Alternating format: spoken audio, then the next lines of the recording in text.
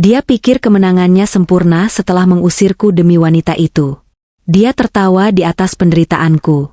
Namun, dia lupa satu hal. Rumah mewah tempatnya berbulan madu itu adalah milikku, dan diam-diam, sudah kujual semuanya. Selamat menikmati neraka, Mas. Sebelum ceritanya dimulai, silakan tulis di kolom komentar dari daerah mana saja teman-teman yang menonton cerita ini. Jangan lupa like dan subscribe agar channel ini bisa semakin berkembang dan bisa mempersembahkan cerita yang lebih menarik lagi. Suara roda koper yang beradu dengan lantai marmer teras menjadi satu-satunya musik pengiring kepergianku siang itu. Matahari bersinar begitu terik, seolah alam semesta pun ingin menyorot betapa menyedihkannya nasibku hari ini. Namun, aku tidak menunduk.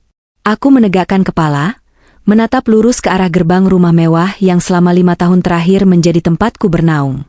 Rumah yang dibangun dengan keringat ayahku, rumah yang dirawat dengan kasih sayangku, namun kini seolah meludahiku untuk pergi. Baru saja kakiku melangkah menuruni anak tangga teras, sebuah koper besar berwarna hitam melayang dari arah pintu utama. Koper itu mendarat dengan keras di paving block, terguling beberapa kali hingga berhenti tepat di dekat kakiku. Isinya mungkin sudah berantakan di dalam sana, sama seperti pernikahan yang baru saja resmi berakhir hari ini.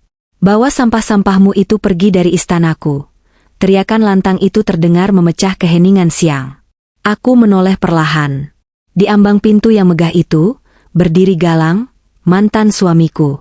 Wajahnya merah padam, bukan karena malu, tapi karena rasa superioritas yang meluap-luap.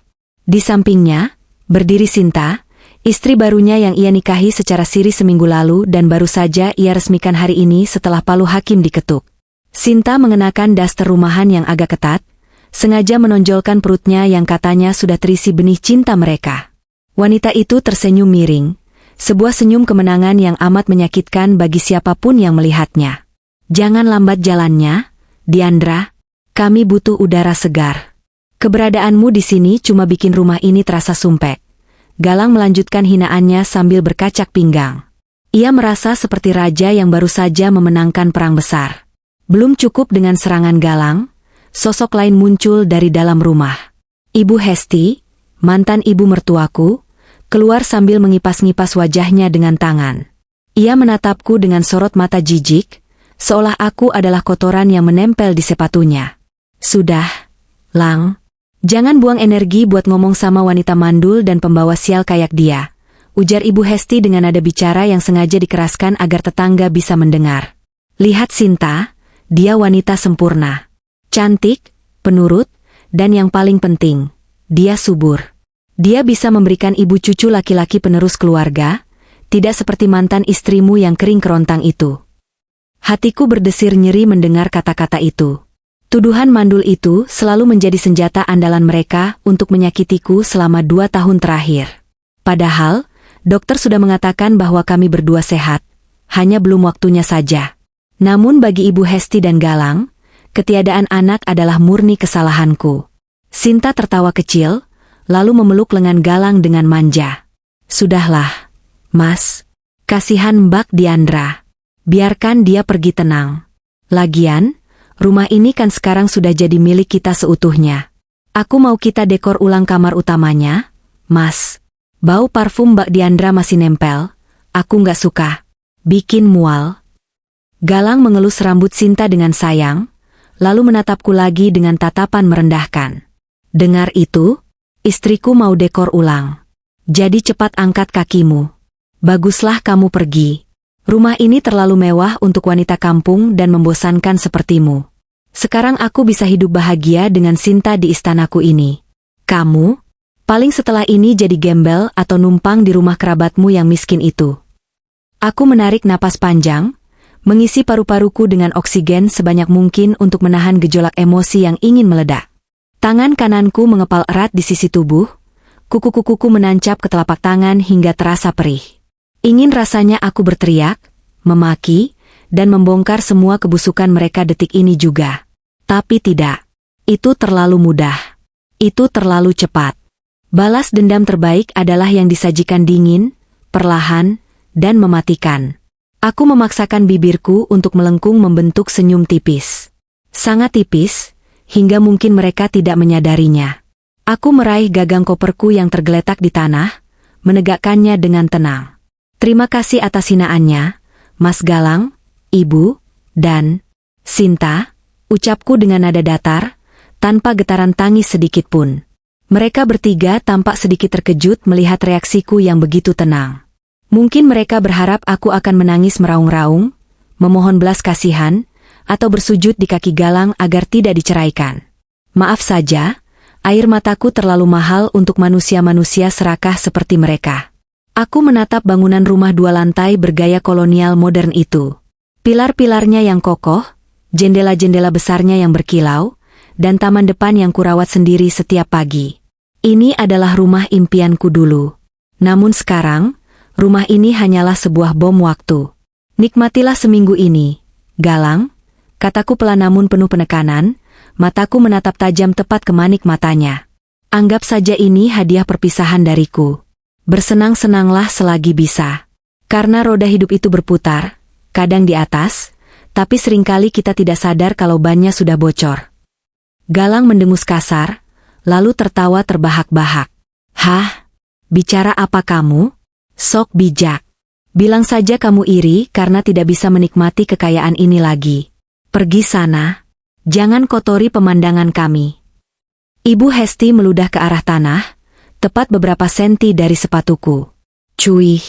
Dasar tidak tahu diri. Sudah ditampung, tidak bisa kasih anak, sekarang malah nyumpahin. Pergi. Tanpa menjawab lagi, aku membalikkan badan. Aku menyeret koperku keluar dari gerbang tinggi yang selama ini mengurungku dalam kepalsuan. Suara gerbang besi yang tertutup di belakangku terdengar, seperti suara palu hakim yang membebaskanku dari penjara. Aku berjalan menyusuri trotoar kompleks perumahan elit itu. Matahari masih menyengat, tapi entah kenapa, langkahku terasa begitu ringan. Di ujung jalan, sebuah taksi online yang sudah kupesan 5 menit lalu sudah menunggu. Sopirnya, seorang bapak tua yang ramah, segera turun membantu mengangkat koperku ke bagasi. Mau kemana, Mbak? Tanyanya sopan saat aku sudah duduk di kursi belakang. Ke hotel di pusat kota, Pak. Jawabku singkat. Saat mobil mulai melaju, aku menoleh ke belakang sekali lagi lewat kaca jendela. Dari kejauhan, aku masih bisa melihat Galang dan Sinta berpelukan di teras. Sementara Ibu Hesti masuk ke dalam rumah layaknya ratu yang baru saja menaklukkan kerajaan baru. Mereka tidak tahu. Mereka benar-benar tidak tahu. Di dalam tasku, tersimpan sebuah dokumen yang nilainya jauh lebih berharga daripada semua hinaan yang baru saja kuterima. Surat perjanjian jual-beli yang sudah sah. Tanggal pengosongan rumah tertulis jelas, 7 hari dari sekarang. Tepat seminggu setelah hari ini. Selamat berbulan madu, Mas, bisikku pada kaca jendela yang dingin. Nikmatilah tidur nyenyakmu malam ini, karena minggu depan, kamu akan tidur beralaskan aspal.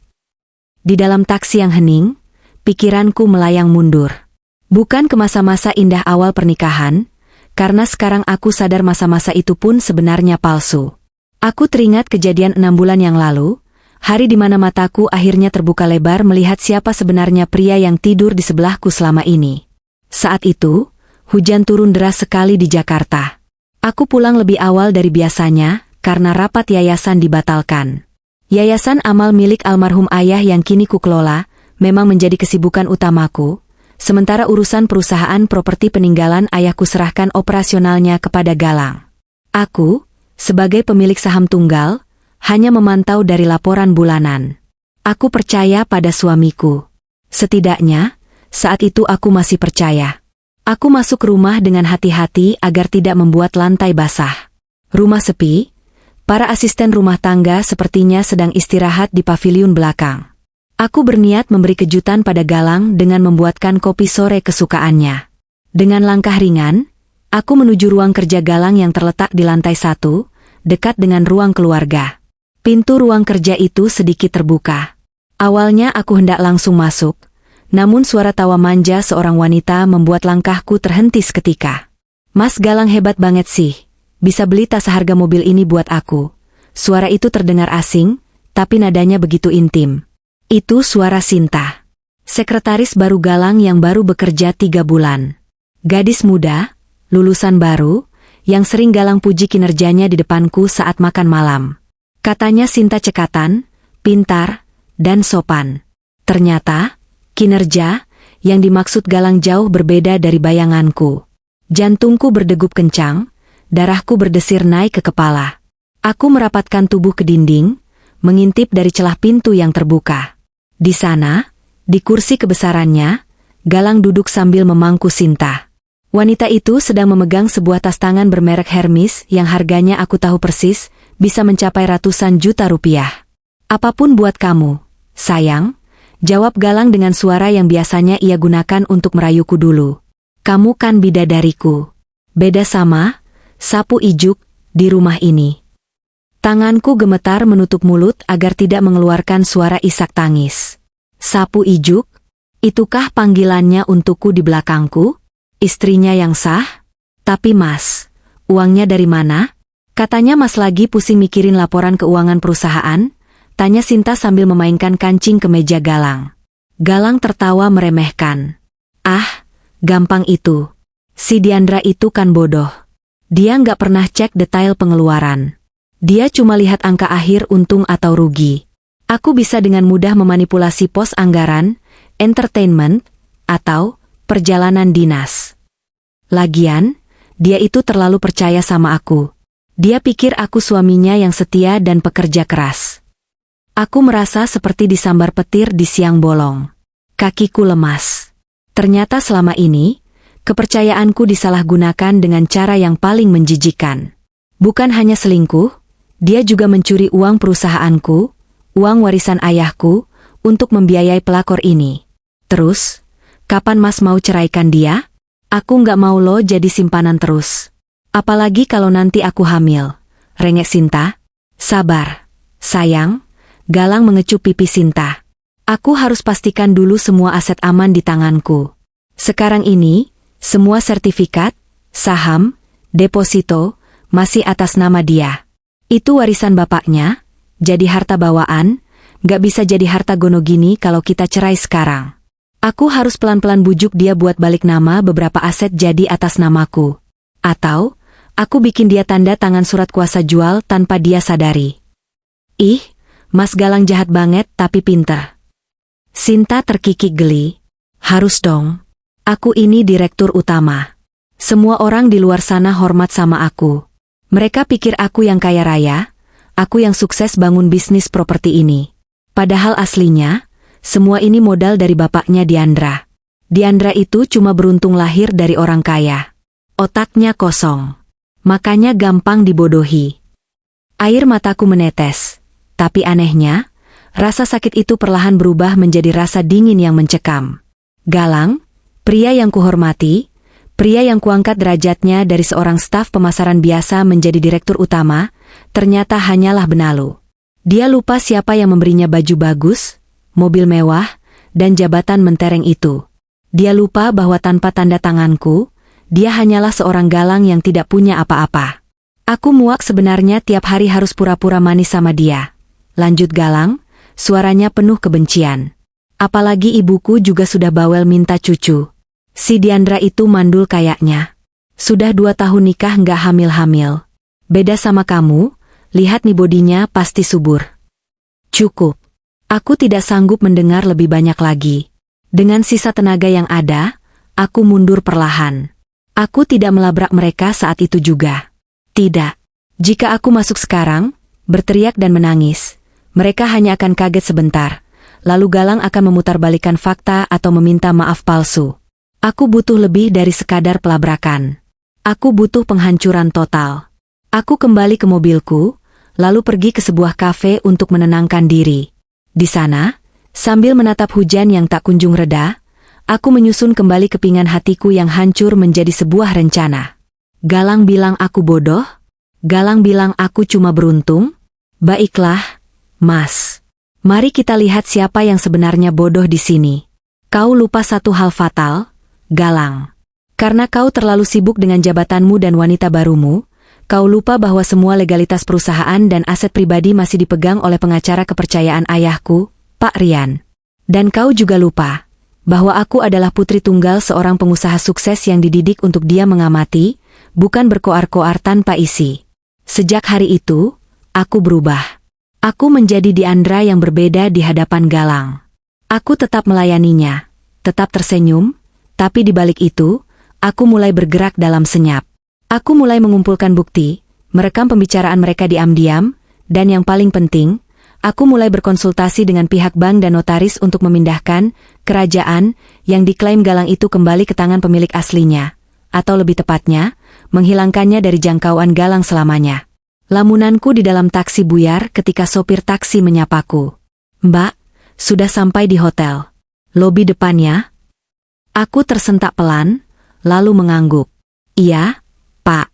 Terima kasih." Aku turun dari taksi dan menatap gedung hotel yang menjulang tinggi. Ini adalah awal dari hidup baruku. Dan bagi Galang, ini adalah awal dari kehancurannya. Seminggu dari sekarang, bom waktu yang kurakit 6 bulan lalu akan meledak tepat di wajahnya. Dan aku tidak sabar untuk melihat ekspresi direktur utama itu saat menyadari bahwa dia tidak lebih dari seorang penumpang yang ditendang keluar dari kendaraan yang bukan miliknya. Setelah hari di mana aku mengetahui perselingkuhan Galang di ruang kerjanya, aku tidak langsung meledak. Justru, sebuah ketenangan yang menakutkan menyelimuti diriku. Rasanya seperti berjalan di tengah badai, namun aku berada di titik mata badai yang hening. Galang semakin jarang pulang. Alasannya selalu klise, lembur, rapat luar kota, atau menemani investor.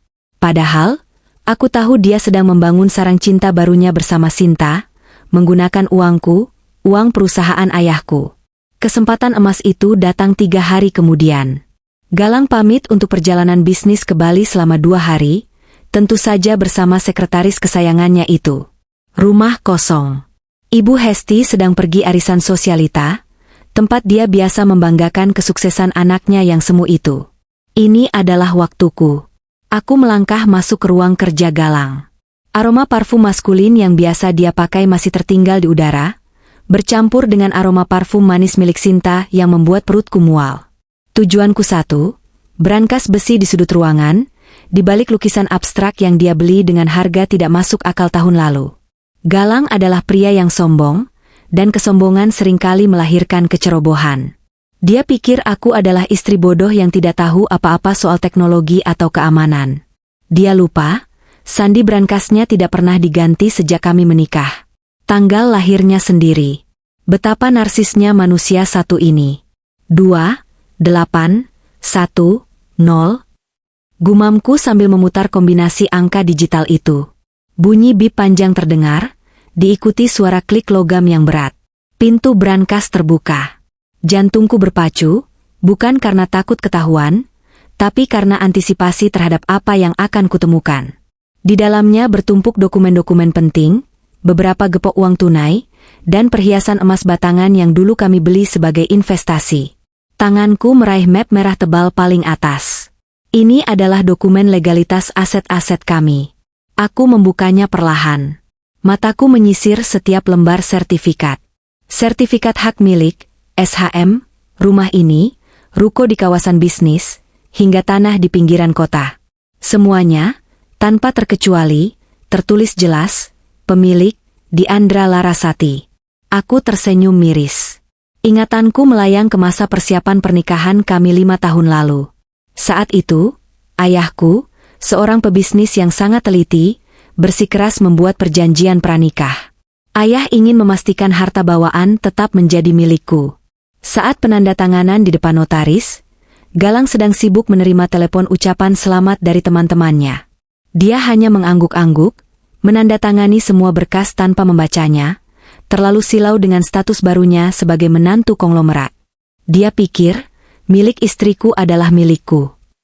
Dia tidak sadar bahwa secara hukum, dia tidak punya hak 1% pun atas aset-aset ini. Kecerobohannya di masa lalu kini menjadi senjata pertamaku. Namun, kejutan sebenarnya bukan di map itu. Mataku tertumbuk pada sebuah buku catatan kecil berwarna hitam yang terselip di bagian paling belakang brankas, di bawah tumpukan paspor. Galang jarang mencatat manual, dia lebih suka gadget. Kenapa ada buku ini? Aku membukanya. Halaman demi halaman berisi deretan angka dan nama-nama asing. Dragon 88. Bola Sakti. Poker King. Istilah-istilah itu asing bagiku, tapi angka di sebelahnya sangat familiar. Minus 10 juta. Minus 50 juta. Minus 100 juta. Tanggalnya berurutan, makin kesini makin sering dan makin besar nominalnya. Aku segera menyalakan iPad Galang yang tertinggal di meja. Dia punya 2, dan yang ini jarang dibawa. Sekali lagi, sandinya mudah ditebak. Aku membuka riwayat pencarian browser. Benar dugaanku. Situs judi online. Galang, suami yang selama ini berlagak sebagai eksekutif muda sukses, ternyata pecandu judi online kelas berat. Jemariku gemetar saat menelusuri riwayat transaksinya. Total kekalahannya mencapai miliaran rupiah dalam setahun terakhir. Pantas saja dia memanipulasi laporan keuangan perusahaan. Uang itu bukan hanya untuk Sinta, tapi untuk memberi makan iblis perjudian di kepalanya. Tapi, penemuan berikutnya lah yang membuat darahku benar-benar mendidih sekaligus memberiku kartu as mematikan. Di dalam laci meja kerjanya yang terkunci, yang kupa buka dengan kunci cadangan yang kusimpan, aku menemukan sebuah map coklat lusuh. Isinya surat perjanjian hutang piutang di bawah tangan. Rentenir. Galang meminjam uang sebesar 2 miliar rupiah kepada seorang lintah darat bernama Bos Edi. Jatuh temponya bulan depan. Dan jaminannya? Mataku membelalak membaca klausul jaminan itu, sertifikat rumah mewah di Jalan Wijaya Kusuma nomor 10. Itu alamat rumah ini. Aku tertawa. Tawa yang kering dan hampa. Galang menggadaikan rumah ini? Bagaimana bisa? Sertifikat aslinya ada di brankas, di tanganku sekarang. Aku membaca lebih teliti. Ternyata, dia menyerahkan sertifikat yang sedang dalam proses balik nama, sebagai jaminan verbal dan menyerahkan BPKB mobil mewahnya, serta beberapa cek kosong. Dia berjanji akan menyerahkan sertifikat asli begitu dia berhasil membujukku untuk membalik nama sertifikat itu ke atas namanya. Bodoh, desisku pelan. Kau benar-benar bodoh, Galang. Dia sedang bermain api. Rentenir sekelas Bos Edi tidak akan peduli dengan alasan jika Galang gagal bayar. Galang sangat yakin dia bisa menguasai hartaku, menceraikanku, lalu menggunakan asetku untuk menutup lubang hutangnya sebelum rentenir itu datang menagih. Dia berencana menjual rumah ini atau mengagunkan sertifikat aslinya ke bank resmi begitu sah menjadi miliknya. Itulah kenapa dia dan Sinta begitu mendesak untuk menendangku keluar. Mereka butuh akses penuh ke brankas ini. Mereka butuh sertifikat asli ini untuk menyelamatkan nyawa mereka dari rentenir, sekaligus membiayai gaya hidup mewah mereka. Aku menutup map itu dan mengembalikannya ke tempat semula, persis seperti sedia kala. Tidak boleh ada jejak bahwa aku sudah menyentuhnya. Kini aku memegang 2 senjata mematikan. Pertama, fakta hukum bahwa dia tidak memiliki apa-apa. Rumah ini, mobil, perusahaan, semuanya milikku. Kedua, fakta bahwa dia terlilit utang judi dan dikejar rentenir. Jika aku menjual rumah ini dan pergi, Galang tidak hanya akan kehilangan tempat tinggal. Dia akan kehilangan jaminan yang dia janjikan pada rentenir. Saat Bos Edi datang menagih dan mengetahui rumah ini sudah berpindah tangan ke orang lain, Galang akan tamat. Dia akan dikejar seperti tikus got, tanpa uang, tanpa perlindungan, dan tanpa harga diri. Aku melangkah keluar dari ruang kerja itu dengan perasaan yang jauh lebih ringan. Rasa sakit hati karena dikhianati perlahan berganti menjadi kepuasan seorang sutradara yang sedang mengatur adegan klimaks. Kau ingin bermain kotor, Mas? Bisikku pada foto pernikahan kami yang terpajang besar di ruang tengah. Foto itu menampilkan kami yang tersenyum bahagia. Oh, baiklah. Aku akan pastikan kau tenggelam dalam kotoranmu sendiri. Sore itu juga, aku menelepon seseorang. Bukan teman curhat, bukan psikiater, tapi orang yang paling mengerti cara menggunakan hukum sebagai pedang. Halo, Rian, sapaku saat sambungan terhubung. Diandra, tumben menelepon sore-sore. Ada masalah dengan yayasan? Suara bariton di seberang sana terdengar hangat namun profesional. Rian adalah pengacara kepercayaan ayahku, teman masa kecilku, dan satu-satunya pria yang berani menegur Galang di hari pernikahan kami agar tidak terlalu banyak minum. Bukan yayasan, Yan. Ini soal aset pribadi. Aku butuh bantuanmu. Mendesak. Katakan. Siapkan berkas penjualan rumah di Jalan Wijaya Kusuma. Dan siapkan audit forensik untuk perusahaan. Aku mau bersih-bersih. Hening sejenak di seberang sana. Rian cerdas, dia pasti langsung mengerti arah pembicaraanku. Kau akhirnya sadar? Tanyanya pelan. Sangat sadar. Kita bertemu besok pagi di kantormu. Jangan sampai Galang tahu. Tentu. Aku tunggu jam 9. Aku menutup telepon. Matahari mulai terbenam di ufuk barat, membiaskan cahaya oranye kemerahan yang menimpa dinding-dinding rumah mewah ini. Rumah yang sebentar lagi akan menjadi kenangan. Aku tidak sedih akan kehilangan bangunan ini. Karena bagiku, rumah ini sudah bukan tempat pulang sejak pengkhianatan itu terjadi. Rumah ini sekarang hanyalah sebuah aset. Sebuah amunisi untuk perang yang akan kumulai. Keesokan paginya, aku duduk di ruang rapat firma hukum milik Rian. Ruangan itu dingin, didominasi kaca dan perabot modern minimalis, sangat kontras dengan kekacauan yang sedang terjadi dalam hidupku. Rian duduk di hadapanku, kacamata bacanya bertengger di hidung mancungnya. Dia sedang meneliti tumpukan dokumen yang kubawa, hasil fotokopi bukti hutang Galang dan salinan aset-asetku.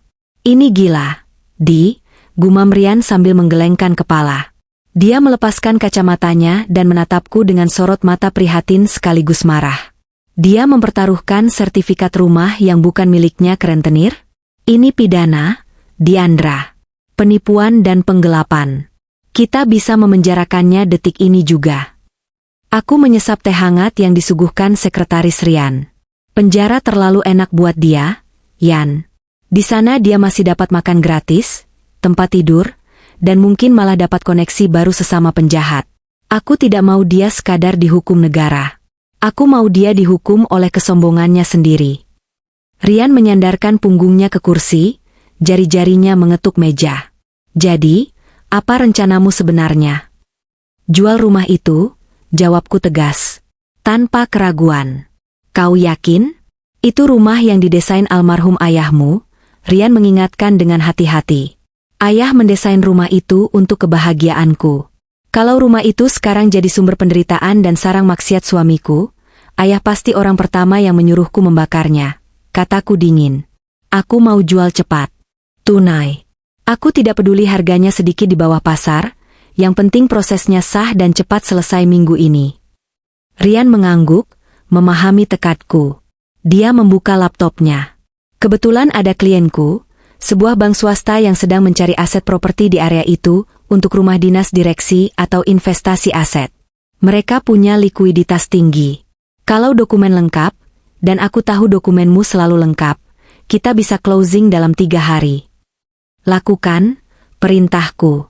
Tapi ada satu syarat mutlak dalam perjanjian pengikatan jual-beli, PPJB, nanti. Apa itu? Serah terima kunci dan pengosongan rumah dilakukan tepat 7 hari setelah penandatanganan akta jual-beli. Tidak boleh kurang, tidak boleh lebih. Rian mengernyitkan dahi, berpikir sejenak, lalu tersenyum miring. Dia mulai menangkap maksudku. 7 hari, itu tepat seminggu setelah tanggal Galang berencana meresmikan pernikahannya dengan Sinta. Kan? Kau mau membiarkan mereka menikmati rumah itu dulu. Benar. Biarkan mereka merasa menang. Biarkan mereka mengadakan pesta, mengundang tetangga, memamerkan rumah mereka yang baru. Semakin tinggi mereka terbang, semakin sakit rasanya saat jatuh. Jelasku.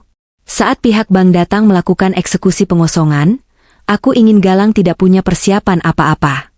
Tidak ada waktu untuk berkemas, tidak ada waktu untuk mencari kontrakan, dan yang paling penting, tidak ada waktu untuk lari dari rentenir yang mengira dia masih punya aset. Kejam, komentar Rian, tapi nada suaranya penuh kekaguman. Tapi efektif. Secara hukum, setelah AJB ditandatangani, sertifikat akan balik nama ke pembeli. Galang yang menempati rumah itu tanpa izin pemilik baru bisa dianggap trespassing atau penyerobotan lahan. Pihak bank punya hak penuh untuk mengusirnya paksa dengan bantuan aparat. Tepat sekali. Kami menghabiskan 2 jam berikutnya menyusun detail rencana itu. Rian bergerak cepat menghubungi kontaknya di bank. Karena lokasi rumahku yang sangat strategis dan kondisinya yang terawat, pihak bank langsung berminat. Nilai taksirannya masih sangat tinggi, Cukup untuk membuatku hidup nyaman 7 turunan tanpa harus bekerja. Setelah urusan rumah selesai dibahas, kami beralih ke perusahaan.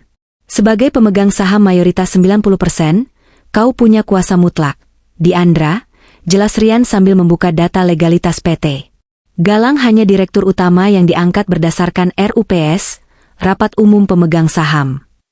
Kau bisa memecatnya kapan saja melalui RUPS luar biasa. Aku tidak mau memecatnya sekarang, potongku. Kenapa?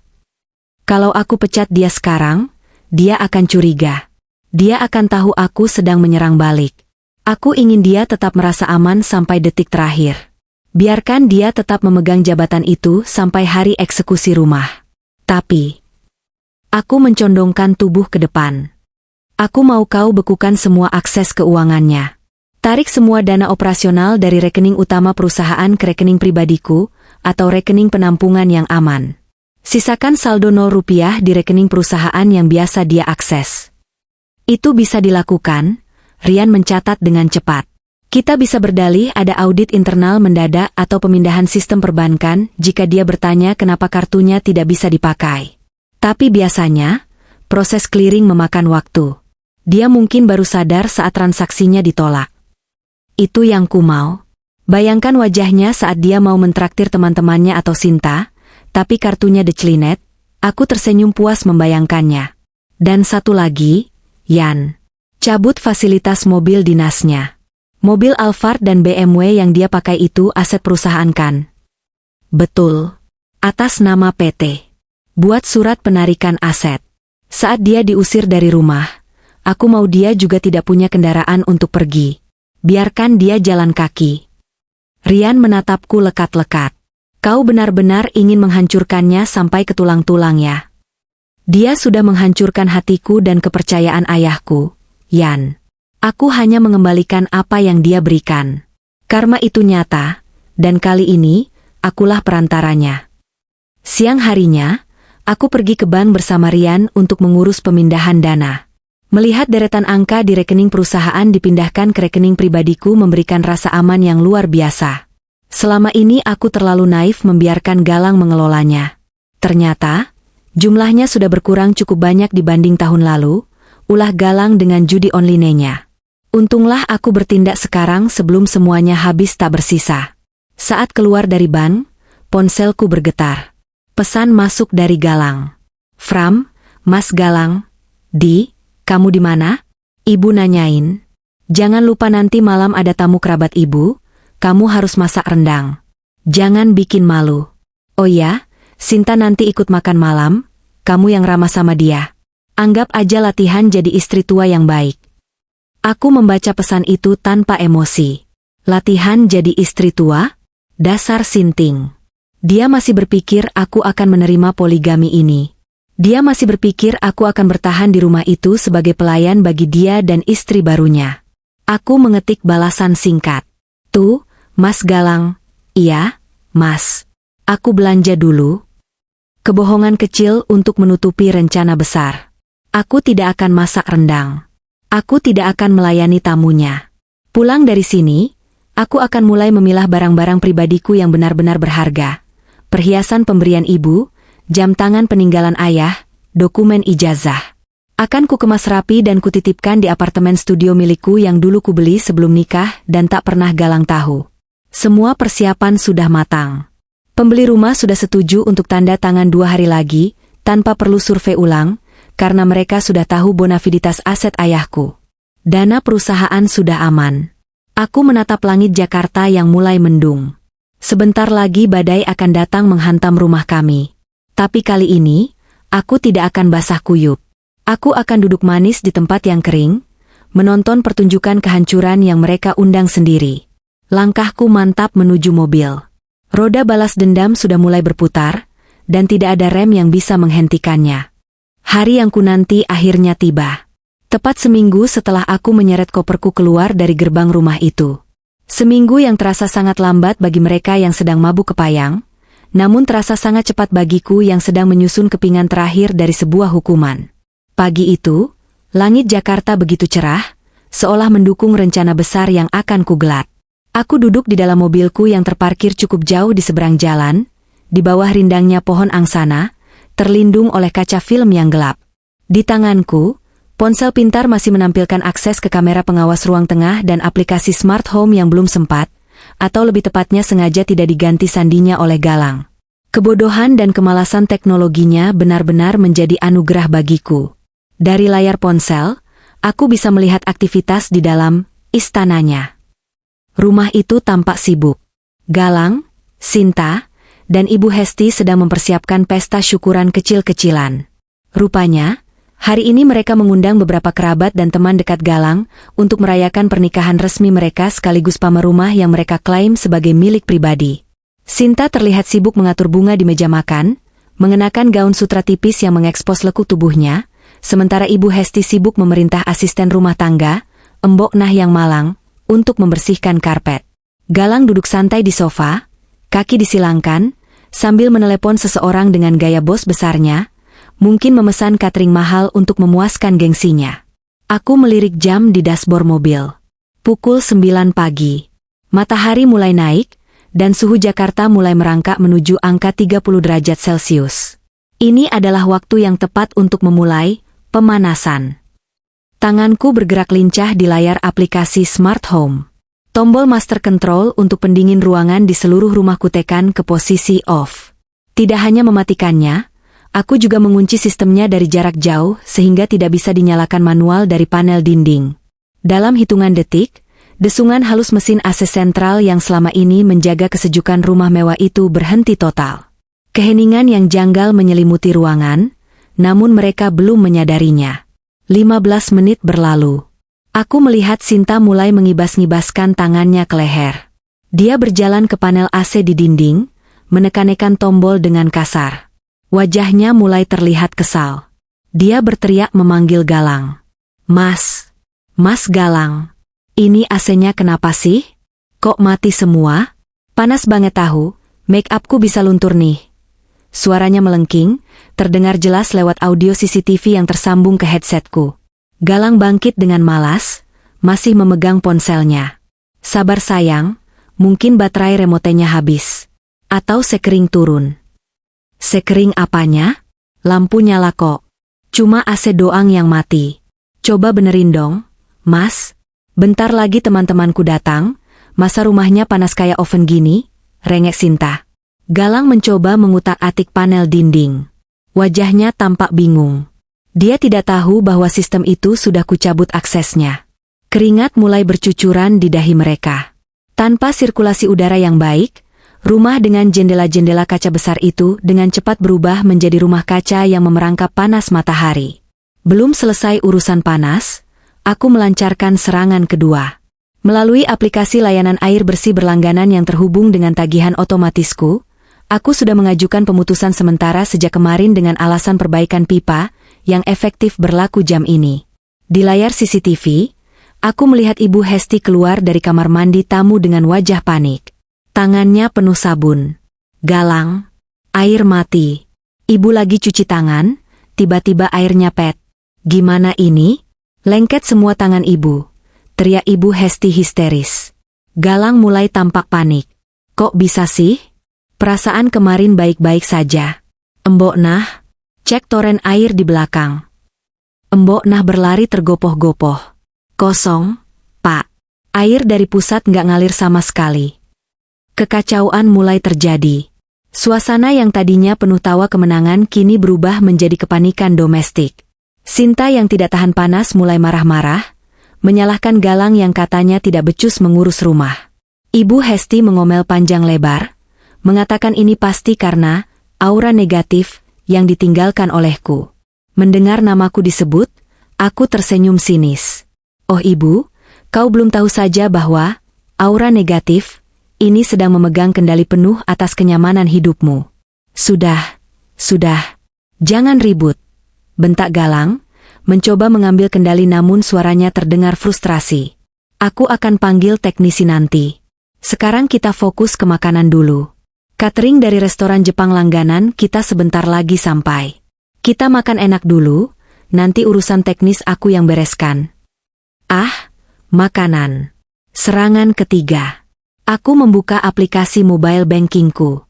Di sana, terpampang notifikasi transaksi yang gagal dari kartu kredit tambahan yang dipegang Galang. Rupanya dia baru saja mencoba membayar tagihan catering premium yang nilainya mencapai 10 juta rupiah. Di dalam rumah, ponsel Galang berdering. Dia mengangkatnya dengan percaya diri. Halo?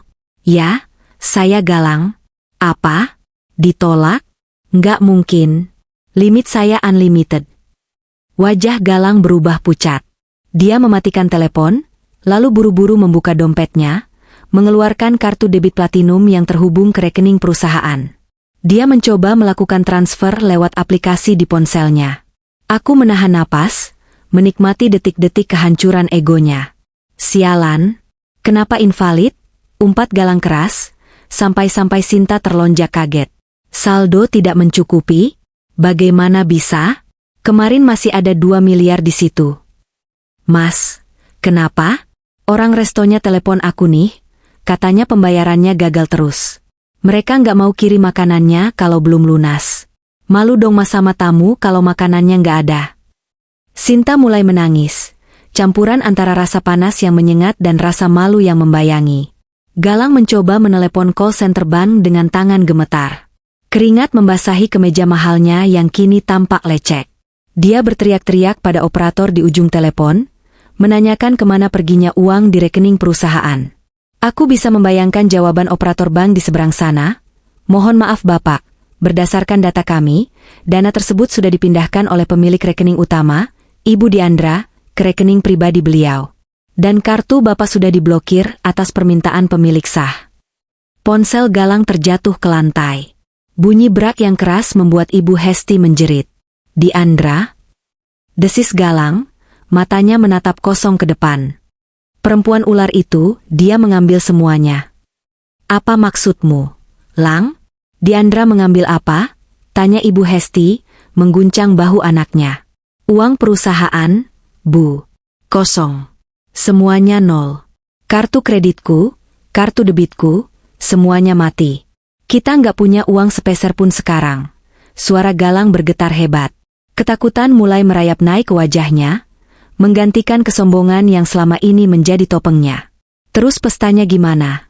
Mas, jerit Sinta histeris. Tamu-tamu udah pada di jalan. Masa kita kasih air putih doang? Itu juga airnya mati. Diam kamu, bentak Galang, kali ini lebih keras dan kasar. Pikirin tuh perut.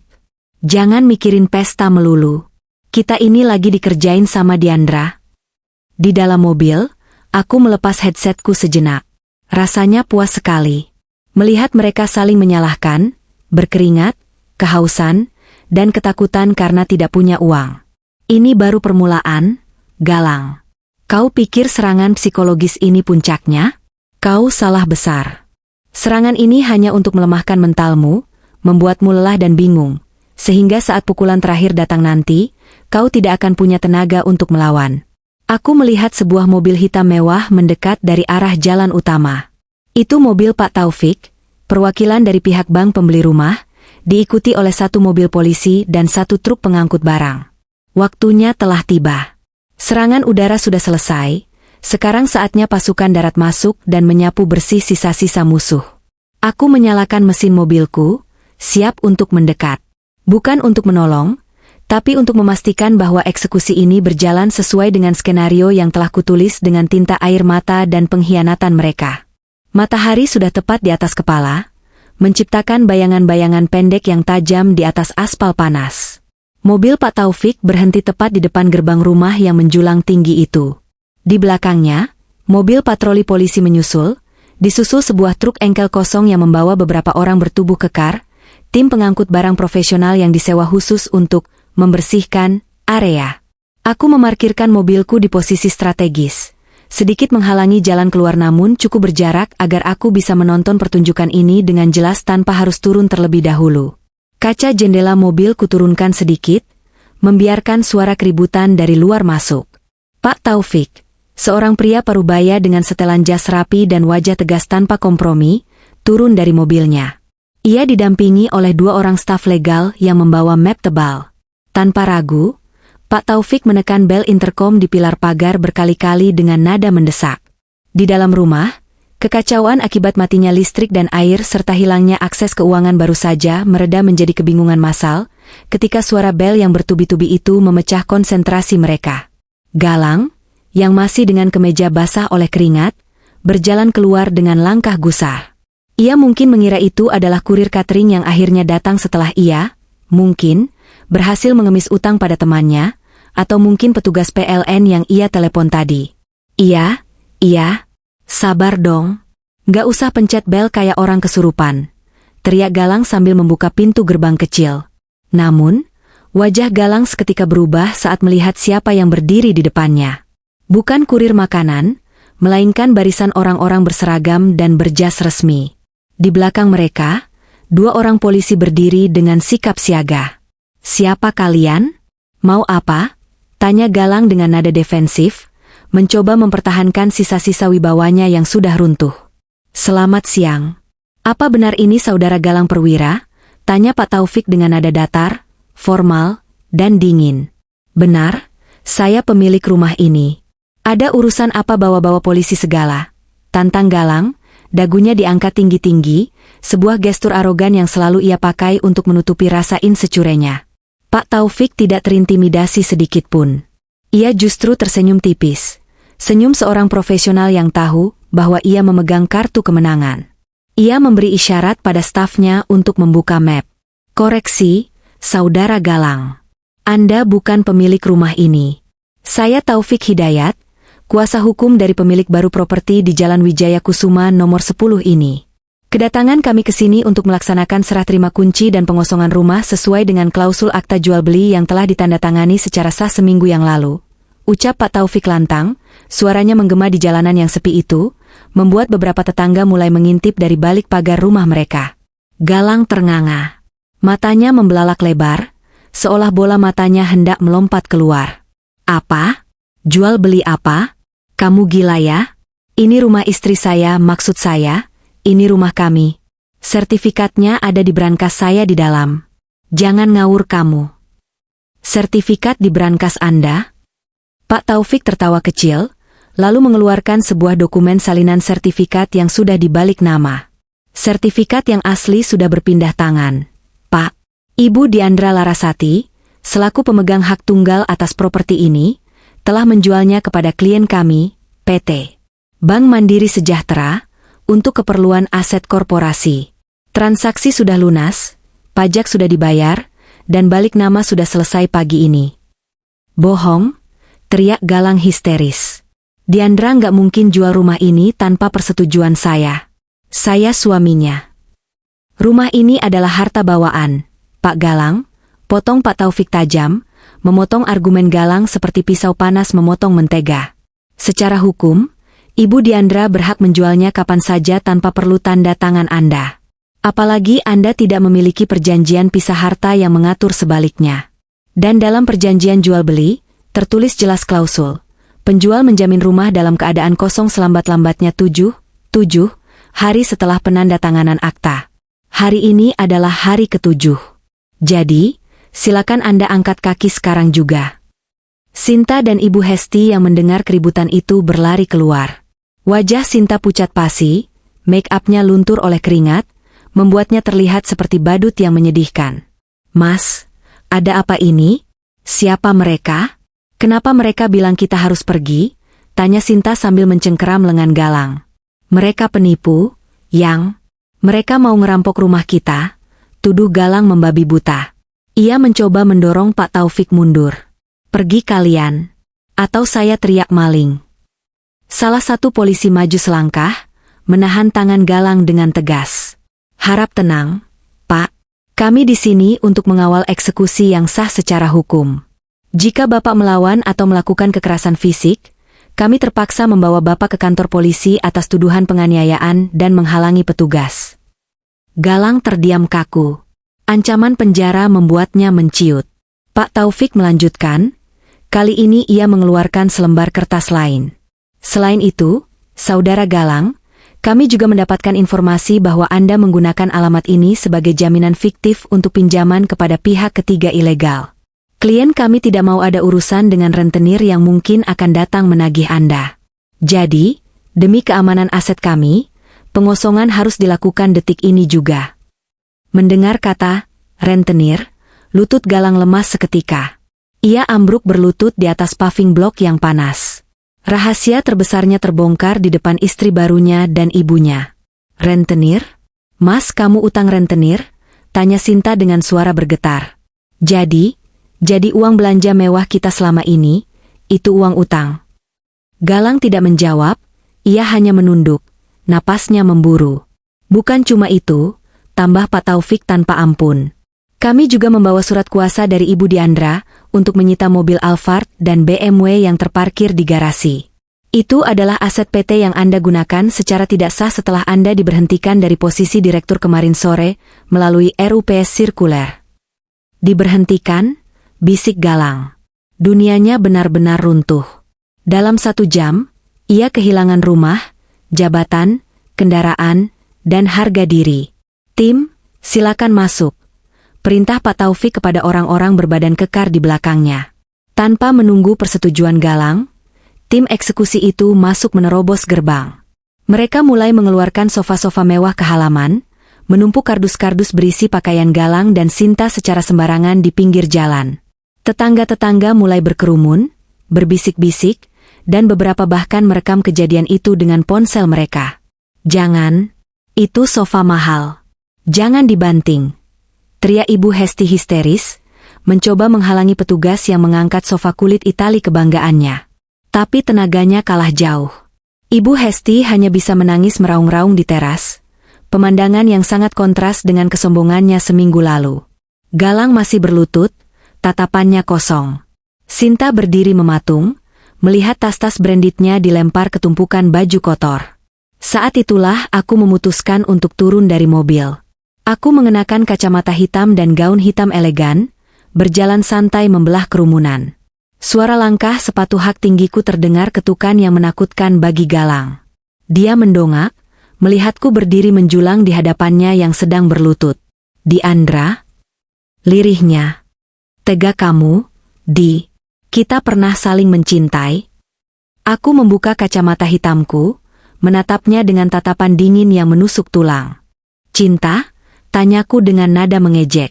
Cinta itu sudah kamu gadaikan bersamaan dengan harga dirimu di meja judi, Mas. Ingat kata-katamu seminggu lalu? Rumah ini terlalu mewah untuk wanita kampung sepertimu. Nah, sekarang aku kembalikan. Jalanan ini sangat cocok untuk pria penipu dan tidak tahu diri sepertimu. Aku menoleh pada Sinta yang menatapku dengan ketakutan. Dan kamu, Sinta. Selamat ya. Kamu berhasil merebut dia dariku. Ambillah. Bawa dia pergi. Dia sekarang sepenuhnya milikmu, lengkap dengan utang miliaran rupiah dan status penganggurannya. Semoga cintamu cukup kuat untuk membayar cicilan rentenir. Mbak Diandra, tolong. Sinta mulai menangis, memohon. Saya lagi hamil, Mbak, jangan usir kami. Kamu hamil anak dia, bukan anakku. Minta tanggung jawab sama bapaknya, bukan sama mantan istrinya, jawabku tegas. Aku tidak punya simpati lagi untuk air mata buaya. Aku berbalik menatap Pak Taufik. Terima kasih, Pak. Silakan dilanjutkan pekerjaannya. Pastikan tidak ada satupun barang mereka yang tertinggal di dalam. Saya mau rumah ini bersih dari kuman sebelum diserahkan ke bank. Siap, Bu Diandra, jawab Pak Taufik hormat. Aku berjalan kembali ke mobilku tanpa menoleh lagi, meninggalkan suara tangisan Ibu Hesti, teriakan putus asa Galang, dan jeritan penyesalan Sinta yang kini menjadi tontonan gratis satu kompleks. Langit Jakarta masih cerah, tapi bagi mereka, kiamat baru saja dimulai. Kerumunan di depan gerbang rumah yang dulunya megah itu semakin padat. Seperti semut yang mengerubungi gula, para tetangga, mulai dari ibu-ibu komplek yang baru pulang arisan, asisten rumah tangga tetangga, hingga tukang sayur keliling, semua berhenti untuk menyaksikan drama gratis ini. Matahari yang semakin terik seolah menjadi lampu sorot raksasa bagi panggung kehancuran keluarga Galang. Aku menghentikan langkahku sejenak sebelum masuk ke mobil. Masih ada satu babak lagi yang harus kusaksikan. Babak di mana penghakiman sosial bekerja jauh lebih kejam daripada hukum tertulis manapun. Ibu Hesti, yang selama ini selalu berjalan dengan dagu terangkat dan hidung mendongak ke atas, kini berlarian ke sana kemari seperti ayam kehilangan induk. Ia berusaha menutupi wajahnya dengan tas tangan, sambil menghardik tetangga yang merekam kejadian itu dengan ponsel mereka.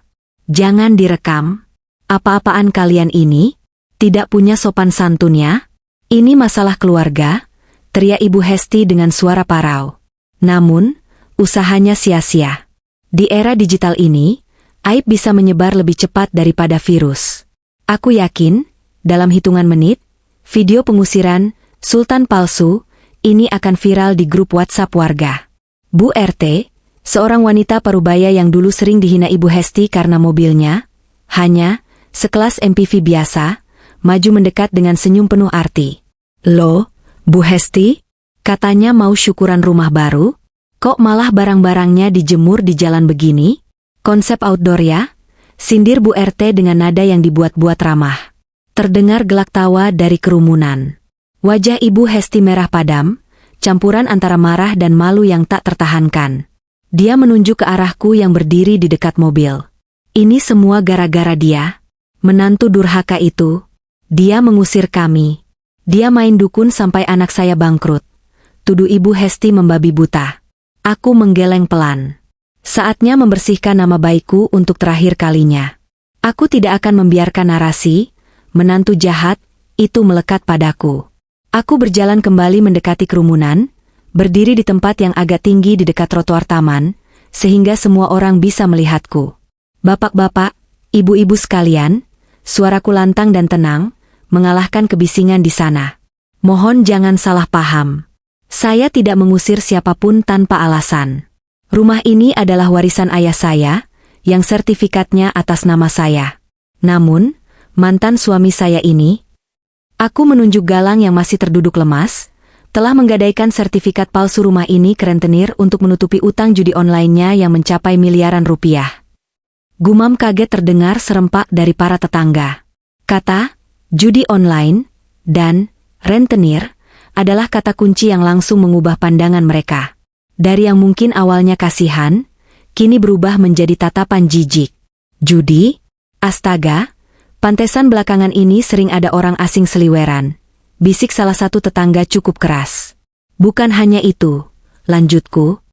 "Dia juga menggunakan uang perusahaan warisan ayah saya untuk membiayai wanita simpanannya ini." Aku melirik Sinta yang kini menunduk dalam, dan menelantarkan kewajibannya sebagai suami. Jadi, apa yang terjadi hari ini bukan kekejaman, tapi penegakan keadilan. Saya hanya mengambil kembali apa yang menjadi hak saya sebelum disita oleh lintah darat akibat ulah mereka. Penjelasan itu seperti vonis mati bagi reputasi Galang dan keluarganya. Tetangga mulai mencibir terang-terangan. "Ih, amit-amit. Sudah numpang, selingkuh, judi lagi. Gak tahu diri banget," celetuk seorang ibu. "Kasian ya Mbak Diandra. Untung sudah cerai. Buang sial itu namanya, Mbak," sahut yang lain.